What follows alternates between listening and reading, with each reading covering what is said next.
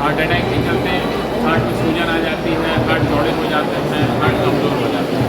तो दूसरे कारण होते हैं वो होते हैं नॉन इश्केमिक डायलेटेड कार्डियोमायोपैथी, जिसमें बिना नसों में ब्लॉकेज के चलते हार्ट की मांसपेशियों में कमजोरी होती है। ये यूजुअली जो है ना हार्ट के इन्फेक्शन के चलते हो सकता है, वेल्व में लीकेज के चलते हार्ट चौड़े हो सकते हैं, या हार्ट के मांसपेशियों में कोई कॉन्जेनिटल हार्ट डिजीज़ के चलते, या फिर मायोकार्डाइटिस हो गया, या डेंगू का असर अगर हार्ट में पड़ गया है, जनरल बॉडी इन्फेक्शन का असर अगर हार्ट में पड़ गया है, तो भी ये हार्ट जो है चौड़ा होता है। ऐसे मरीज यूजुअली जो है ना हार्ट फेलियर में जाते हैं। अगर हार्ट कमज़ोर रहती है तो हार्ट की पंपिंग क्षमता जो है ना नॉर्मल से कम हो जाती है। नॉर्मली हार्ट की पंपिंग क्षमता जो है, जिसको हम लोग इजेक्शन फ्रैक्शन बोलते हैं, left ventricular ejection fraction normally 55 से 65% होती है। लेकिन जब हार्ट कमज़ोर हो जाता है तो ये घट के 40% के नीचे हो जाती है, 25-30% तक भी आ जाती है। ऐसे कंडीशन में मानव शरीर को जो खून का प्रवाह रेगुलर चाहिए, उसके लिए हार्ट को ज़्यादा मेहनत करना पड़ता है।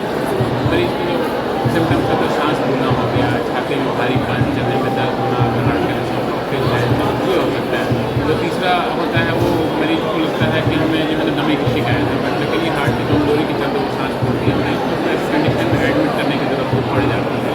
कभी कभी बहुत एक्सट्रीम केसेस हो जाते हैं, जब बहुत देरी हो जाती है हॉस्पिटल में आते आते तो ऐसे मरीजों को वेंटिलेटर पर भी डालने की ज़रूरत पड़ जाती है। अब इसका उपचार क्या है? उपचार ये है, सबसे पहले तो हम लोगों को जागरूक होना चाहिए। कोई भी सांस फूलना तो हम लोग जो है ना नॉर्मल ही एक्सप्लेन कर सकते हैं। अगर किसी को पहले जो काम कर रहे हैं, जैसे कोई आदमी जो है ना वो 3 फ्लोर सीढ़ी आराम से चढ़ जाता था, अगर 3 फ्लोर सीढ़ी चढ़ने में दिक्कत महसूस हो रही है, या उसे रुकना पड़ रहा है बीच में, या अगर उसकी सांस फूल रही है इससे सीढ़ी चढ़ने के दौरान, तो उससे तुरंत डॉक्टर से मिलना चाहिए, क्योंकि ये नई चेंजेस जो है ना शरीर में आ रही है। ये इसका कॉमन कारण या तो हार्ट फेलियर हो सकता है, हार्ट कमज़ोर होने के चलते हो सकता है, या हार्ट में कसाव आने के चलते ऐसा हो सकता है। जो अलग कारण है वो फेफड़े की परेशानी, अगर वो स्मोकर है उसके चलते फेफड़े की परेशानी होती है, या चेस्ट होता है, ऐसे कंडीशन में भी जो है सांस फूल सकती है। अगर हार्ट की कमजोरी है और कोई हार्ट का ब्लॉकेज निकल आता है, सिग्निफिकेंट ब्लॉकेज है, तो ऐसे कंडीशन में उसकी एंजियोप्लास्टी या बाईपास सर्जरी करने की ज़रूरत पड़ती है, जिसके चलते हार्ट पर थोड़ा इफेक्ट पड़े, हार्ट मजबूत हो। इसके अलावा दवाइयों का बहुत अहम रोल है। लोग सोचते हैं कि एक बार हार्ट का ऑपरेशन करा लिए या एक बार एंजियोप्लास्टी करा लिए तो हमें अब कोई परेशानी नहीं, कोई चिंता का विषय नहीं है, हम चिंता मुक्त होते हैं। वैसी कोई बात नहीं होती है। दवाइयाँ अगर रेगुलर नहीं खाएंगे, हार्ट फेलियर की जो दवाइयाँ होती है वो रेगुलर नहीं खाएंगे, तो हार्ट का जो बाईपास ऑपरेशन होता है या एंजियोप्लास्टी जो हम लोग करते हैं उसको कोई फ़ायदा नहीं होने वाला है। दवाइयाँ का ज़िंदगी भर का सेवन करना होगा।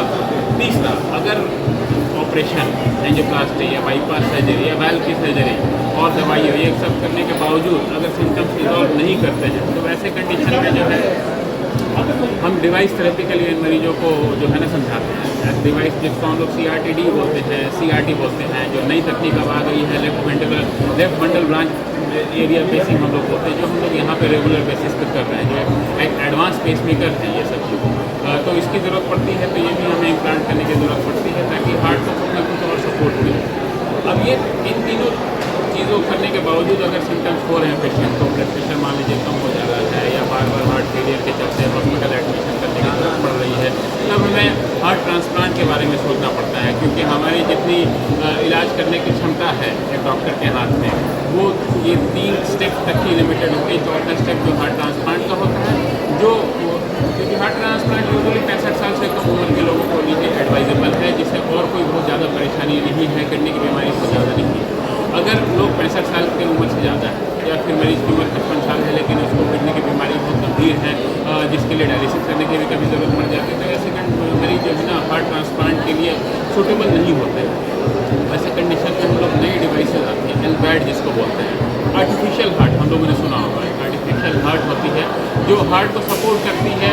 लेकिन ये है कि वैसे मरीज जो ट्रांसप्लांट के लिए सूटेबल नहीं है, वैसे कंडीशन में हम लोग को जो है LVAD जो है ना आर्टिफिशियल हार्ट उन्हें लाइफ लॉन्ग के लिए ऑप्शन देना पड़ता है। कभी कभी ऐसा होता है कि मरीज अचानक से कोलैप्स कर जाता है, क्रैश कर जाता है, तो ऐसे में artificial heart as a temporary measure, मतलब टेम्परेरी कुछ टाइम के लिए आर्टिफिशियल हार्ट हम लोग को ज़रूरत पड़ सकती है, ताकि मरीज सूटेबल अपने आप को स्टेबलाइज कर ले, उसके ब्लड प्रेशर मेंटेन होना शुरू हो जाए, किडनी इंप्रूव कर जाए, और वो जब सूटेबल हो जाए हार्ट फेलियर के लिए, तो उसे हार्ट ट्रांसप्लांट के लिए, तो उसे हार्ट ट्रांसप्लांट के लिए हम रेफर करते हैं। बाकी ये तो हुई इलाज की बात।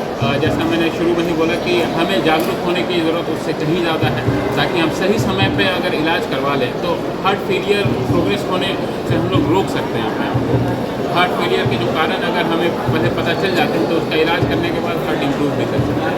इन्हीं सब बातों के साथ मैं आप लोग से धन्यवाद करना चाहता हूँ, और मैं यही चाहता हूँ कि आप लोग ज़्यादा से ज़्यादा जागरूक बनें इस विश्व हार्ट हृदय दिवस पर।